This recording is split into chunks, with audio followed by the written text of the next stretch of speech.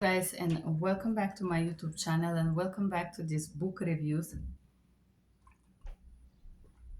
And in this book I'm gonna review this book, DBT Anger Management Workbook. Barret Huang.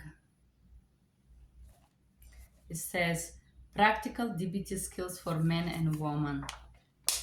And DBT should stand for com-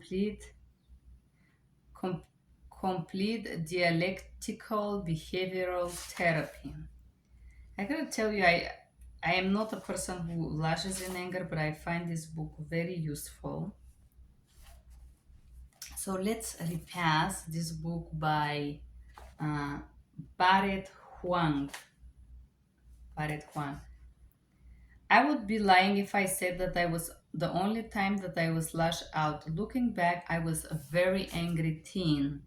I was angry at my parents. I was angry at my loneliness I feel every day at school. I was angry at myself. I was angry at the world. The electoral DTB really unlocked something inside of me. It's very different from the other types of therapy. Who should read this book? Be kind to yourself. Okay. What is dialectical behavioral therapy? And then we start with Louise Hay. You have the power to heal your life, and you need to know that. We think so often that we're helpless, but we are not. We always have the power of our minds. Claim and consistently use your power. The dialectical behavioral therapy (DBT) was developed by Marsha Lin Han, PhD, 1980, a result of her colleagues' work with patients that have borderline personality disorders. Working with BPD patients, borderline personality disorders, who were suicidal, she realized that unlike cognitive behavioral therapy, which is focused primarily on detecting negative thoughts patterns and changing them to positive ones, change focus, it's more effective to emotionally to opposing dialectical strategies and acceptance and change. And this is it, acceptance and change. Here you see a little interesting portion, so very good. Change, it's mean to learn new behaviors and to live better. Acceptance and change. Um, okay. Acceptance and change, and we have an exercises here. I'm just gonna do it once again with you. Self-acceptance. I am angry right now. I'm doing enough. I'm doing my best. That's enough. Things are not going my way. And I'm angry. It's okay to feel this way. My anger makes sense to me right now. Declaration. I accept myself for who I am right now. I am like this for a reason, even though I don't know why. What I do now is what I don't feel happy or fulfilled living this way. This is not my best life, so I'm opening myself to learning new things to increase my happiness.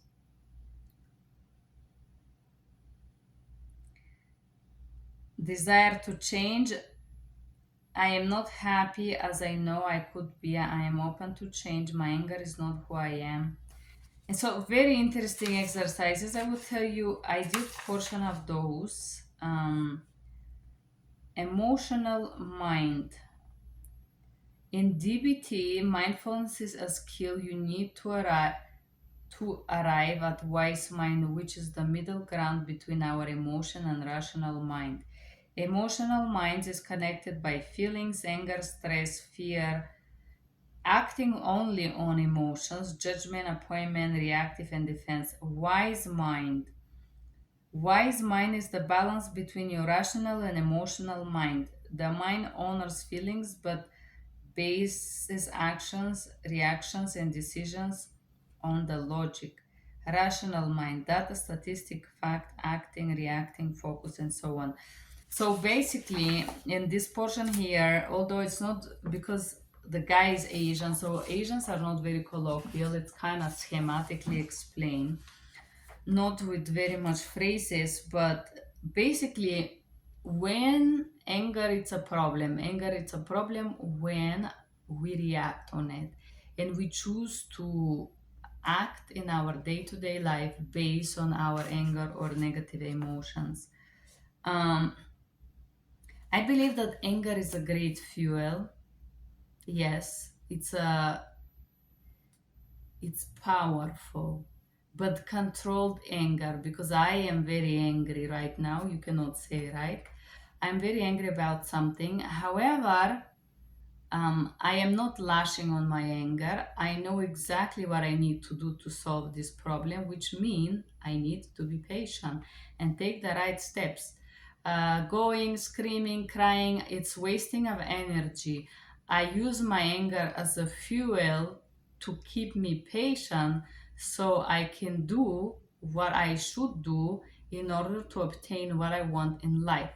Because anger is inside of you. There's a lot of people who deny to feel angry, and I have been there myself. They deny to be, no, I'm not angry. The moment that you accept that you do feel anger and you do have it, you start to accept also this part of you that is angry, and accept yourself being angry for XYZ, no? And the moment that you sit with your anger and you cry, when I'm really really angry, I feel like I don't scream. I'm not person who would scream or break anything. I am an anger thinker. I'm gonna make something eventually that will make you regret being certain way with me. But in the end of the day, anger is something that you can use as power to keep going. Anger, I don't think anger is a horrible emotion. No, I think all the negative emotions that we feel are gift, and we can use those emotions to guide us. I don't say to react on them, to act on them, to jump the gun on them. No, you can use them to find exactly where is your weight and exactly where you need to be. But if you deny those emotions, you can never find your balance, right? Because you have to accept the bad emotions that you have, because they are there for a reason. And this is a great book for this. Why do you regret your reactions? And what would you do differently? And here he breaks down how, if we are emotional, we act on our emotions. And then it gives exactly the same exercise that I taught on the one of the previous books, Stop to Overthink. And I'm gonna show you this exercise. It's very cute. That is used for if you are having a panic attack. 5 things you could see, 4 you could touch, 3 you can hear, 2 you can smell, and 1 to taste. Very good. TPP, temperature, intense exercise, breathing, and muscle relaxation. This is another exercise how to overcome it.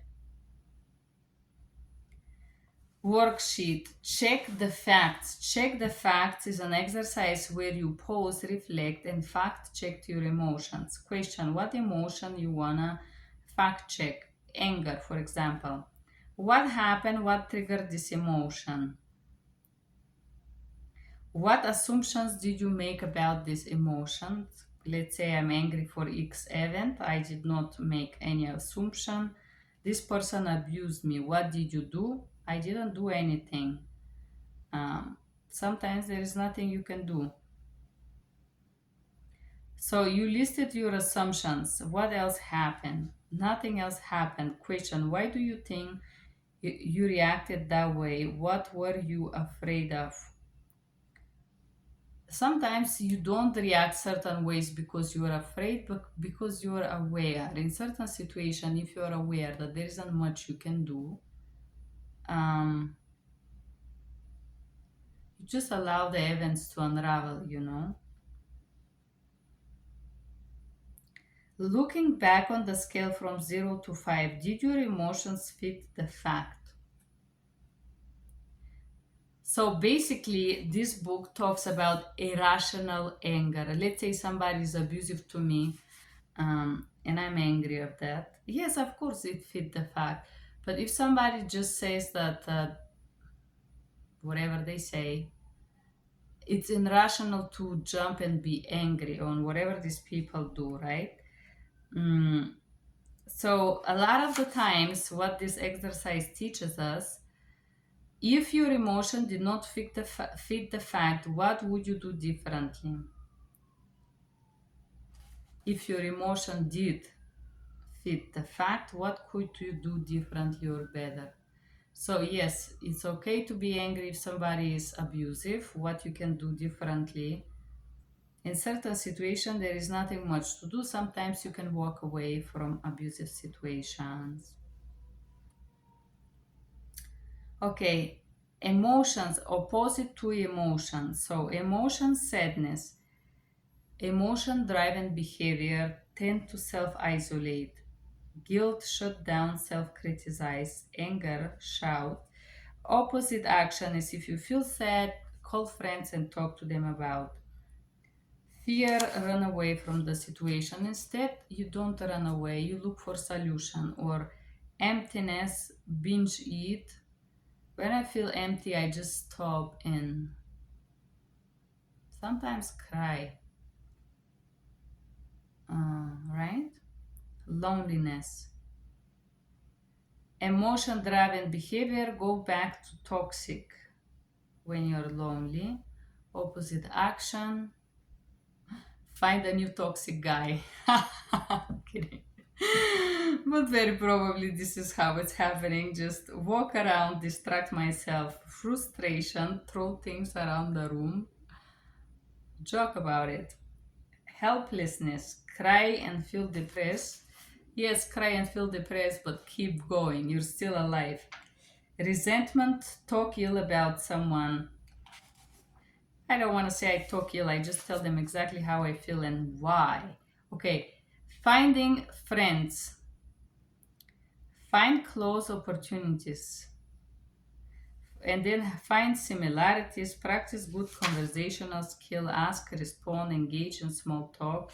You're enough, don't interrupt people, and so on. Describe a situation. Okay, their man helps you get your messages across without damaging your relationships. Okay, describe a situation. When you are describing an incident or situation, do so clearly. Avoid mentioning your opinions and stick to the facts. Express your feeling. I feel, I need. Assert yourself. I would like to overtime pay. I would like you not to offend me. Reinforce your request. I would really appreciate it if you. And mindfulness, stay mindful about of words and emotion. Stay focused and remain on topic, no matter what the other person say. Appear confident. Slow confidence through your words and body language. Do not apologize. Be consistent with your demeanor. And negotiate. Negotiate if the person you're talking to doesn't want to grant your request. Okay. Give aims to keep improve relationship with while we try to get what we want from interaction. G for gentle, I interact, V validate, and E easy manner. Be gentle.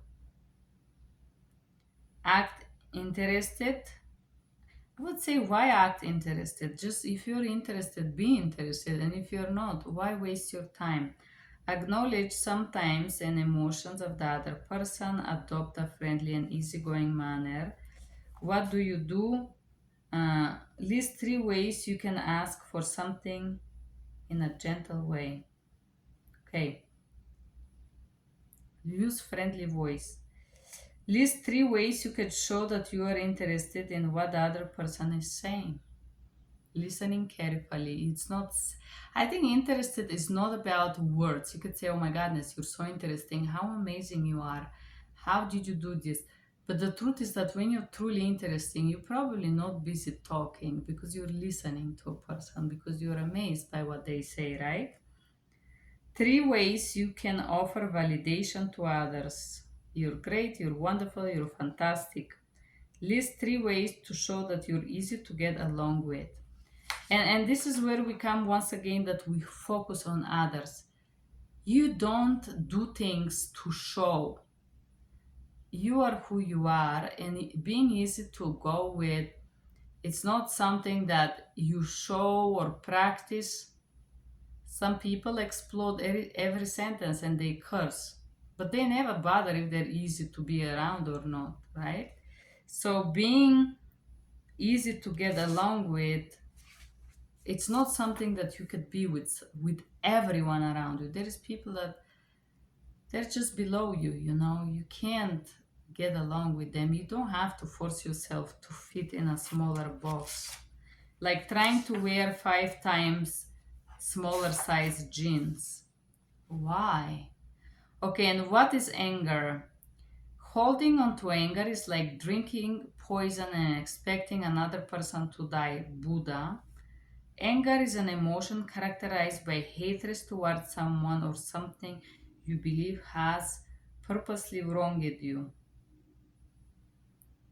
Anger itself serves a purpose. It can help you communicate negative feelings. For example, somebody cross your boundary, anger can prompt you to speak up to other, learn to respect your wishes. Okay, and then, however, anger is not always about a person. You can be angry about certain situation. For example, if you're angry about the fact that you need to drive half an hour to the nearest grocery store, this may prompt you to find a solution to the problem, such as moving a different place. Okay. And once again, we talk about irrational anger here. And now this guy talk about the amygdala. Okay, amygdala is portion of the brain. I don't know why, but I feel like every superficial therapist or psychologist would talk about this portion of your brain. And here it is. We have this portion here, and I'm gonna read it for you. The amygdala is almond-shaped form in the middle of the brain and it forms part of the limbic system, which is group of structures on the brain that help control our emotions, how we feel, and our behavior. So amygdala is in the center of the brain. If this is my brain here, the amygdala is right in the middle, in the center of it, and it's like a node of nerves that connect the emotional and the motor reactions, the motor system of the human body. Under normal circumstances, the amygdala processes external frightening and threatening inputs and instructs our brain and bodies how to respond. This is why the amygdala is strongly linked to our fight or flight response.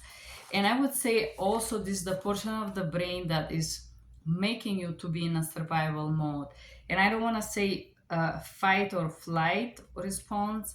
Basically, the therapy, they said, oh, when you're traumatized, you just have these 2 responses of your brain. This is the portion of the brain that turn on your survival mode. This is the portion of the brain that if you're in extreme danger, it sends adrenaline, it sends signals to other part of your brain and tells you what to do. Run, whatever this system in your brain impulses you to do, you do in extreme situations, okay? In other words, when we detect a threat or danger, the amygdala produces hormones to get the body ready to either resist the threat or run from it. I will tell you, the brain, the brain portion or the amygdala center is the center that sends the impulse. The hormones are not produced in this portion of the brain, but this is where the signals come from. So when the signals are sent, it's not like here where your brain decide freeze or do something. Independently, your body is gonna, let's say you're scared, right? You're gonna produce certain hormones like adrenaline, and even if you freeze, your body still, it's gonna have a certain level of hormones that are related to your survival system. I can guarantee you this. And the term amygdala hijack was first used by psychologist Daniel Goleman in his selling book Emotional Intelligence, 1995. He described it as a strong emotional reaction that is out of proportion to the situation. So basically, the reasonable mind is bypassed and emotional mind takes over. Later, when the information is processed by the part of our brain that lets you think, the prefrontal cortex, you realize that your reaction was completely disproportional to this situation. So I'm gonna give you an example. I had one time this experience of hijack or whatever is this. As a child, my father would my father would never allow me to go out of the house. I was like a child prisoner. And so to have friends, I would run periodically and at night usually. And then what this will end up that sometimes, unfortunately, my father would notice that, and he had this white Mitsubishi car, horrible, and he would go around this very small village, 300 houses, and drive and try to find me, try to catch me and bring me back to the house, so where he usually beats me, right? Because I violated his wish or orders. So one time I was in Italy.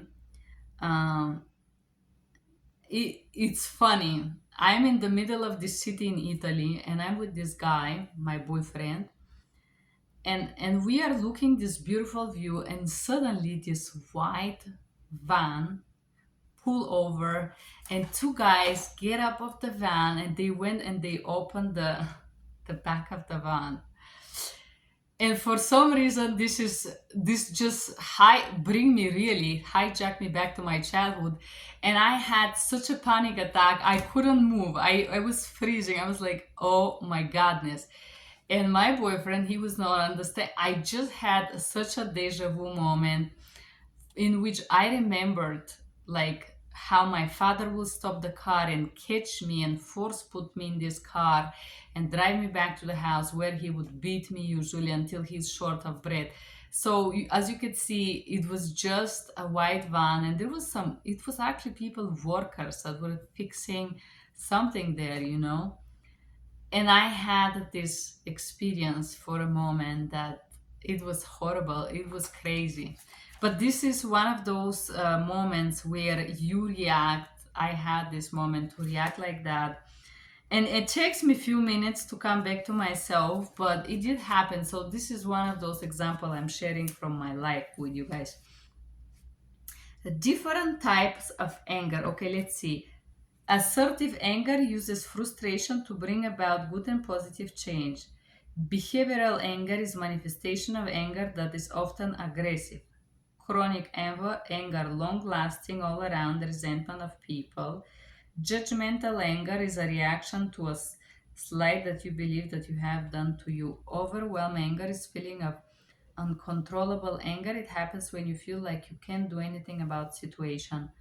Passive, passive aggressive anger is a form of avoidance. This is when person tries to stay away from the kind of conflict.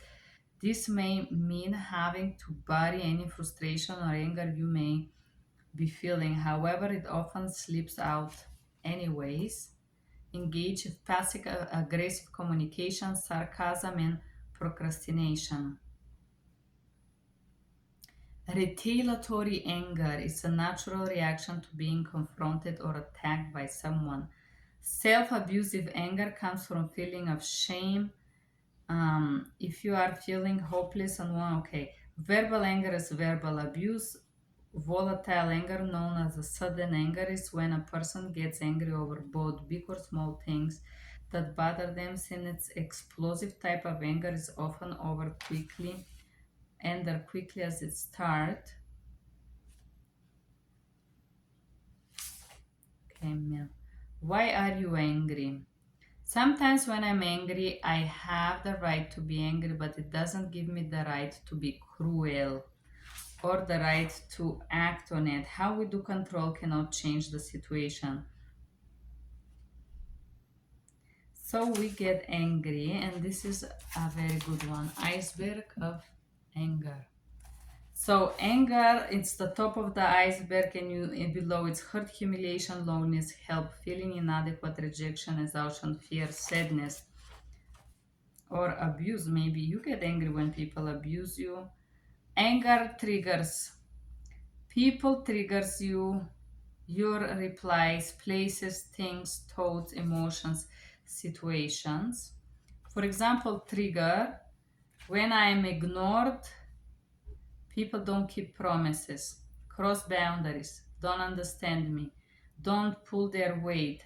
When I'm alone, when I am treated unfairly, when somebody is mean, when I'm judged, when somebody doesn't think of my wants or needs, when others are late, when others are selfish, they are controlling me, expect too much, I'm distressed, feeling threatened, or I am being threatened. This is also trigger.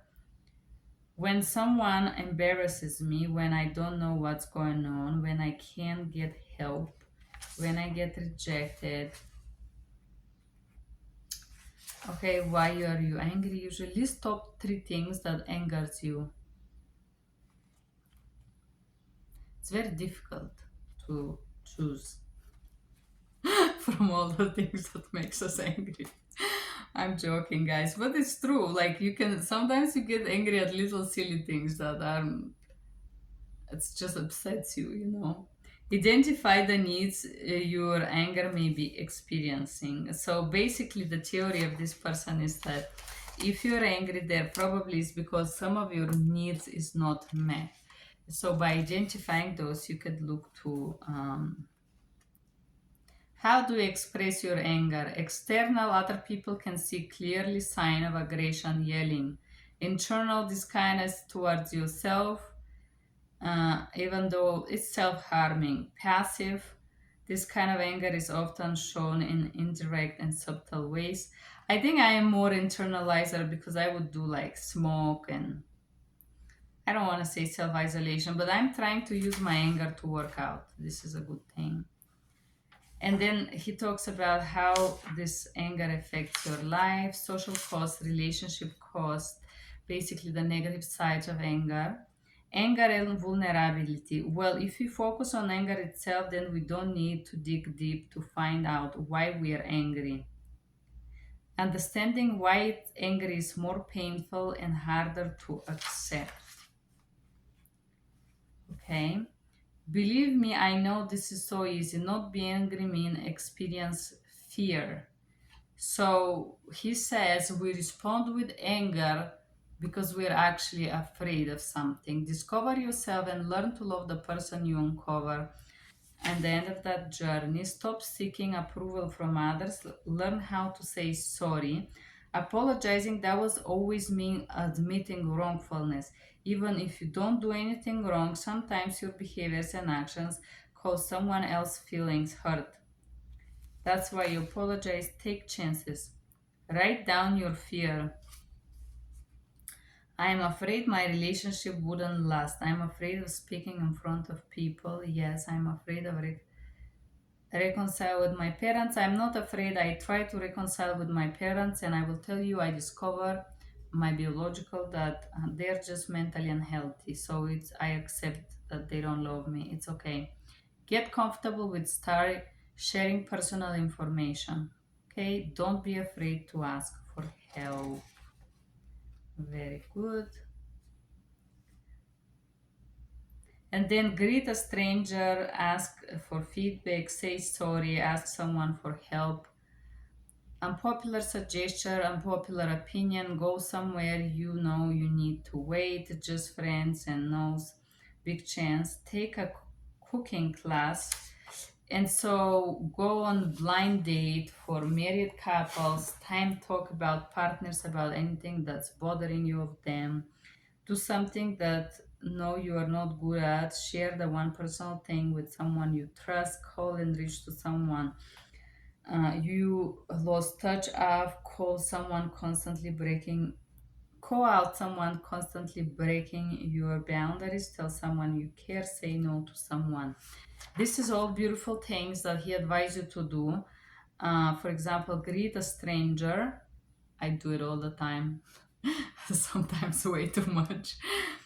Yeah, some people respond nastily, to be honest with you. That's in the beginning, I used to be hurt. I started to work in this business, car selling business, and people would respond very nasty. So I learned to detach from other people's emotions. So I didn't bother. Greet a stranger, and they greet you back sometimes. Um, I will tell you all the other things that he said, a lot of things. If you make an not classical suggestion, American people get aggressive. Yes, they get aggressive and abuse. All of these exercises, blind date, this could be dangerous, by the way. Do something you know you're not good at. That's cool. I think that's fun. Mindful body scanning. This is again similar to the uh, sit and lie down comfortable. Close your eyes. Describe your anger. Yes. And then give it a color, and then imagine you throw it away. Another technique, radical acceptance. Accept what's happening, observe, remember, remind yourself the current situation is not forever. Rationalize, accept the situation, practice. Oppose, action, list down everything that you can do that is opposed of what you have been doing. Very good. Then attend, pay attention to physical reaction. Give yourself permission to feel disappointed, upset, acknowledge what you're feeling. Okay, very good. Stop, it's stop, freeze, don't move. When you have anger, take a step back, observe, proceed, and observe everything. Accept activities contributing, comparison, emotion. Okay. Then we have push away thoughts and sensations, how to work with this. The next exercise is BPA, build positive experience. Do positive things. Dog, lay on the ground, meditate. Positive experience, meditation. Positive experience, take a cooking class, gym. Please, it's if you have physical illness, balance eating, self-care, how you do this, a sheet for that, how to take care of yourself. Exercise log, how much exercise you do. Cope, it's triggers event situation. What did you handle? How do you handle situation? Imagine the situation happens right now.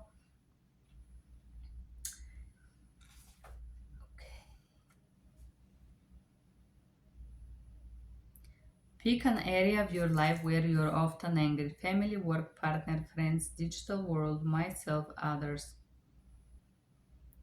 I'm not usually angry of none of those, but I can be angry at specific situations sometimes. That could include people from family or work or partner. But I'm not waking up being angry usually. Is a specific person or event making you feel this way? Maybe yes, my sister. What do you think is the underlying reason for your anger in this situation? What are you really feeling behind your anger? Let's say my sister stole money from my account. I felt angry. Underlying feeling and realization that come to me is that my sister doesn't care about me and doesn't love me. She never did. I had to face that. And once I faced it, actually my anger went away. Which boundary is being violated? Physical, emotional, verbal, time, sexual relationship, or others? So what need your anger tells you that it's not satisfied. Fair, apologize is not necessary. Stick to your values, truthfulness. Be reasonable when you talk about what you want and what you need. Basically, how to stick for your boundaries, how to deal with unfairness. Stop ruminating. Cool off, literally pause and think, accept what's under your control.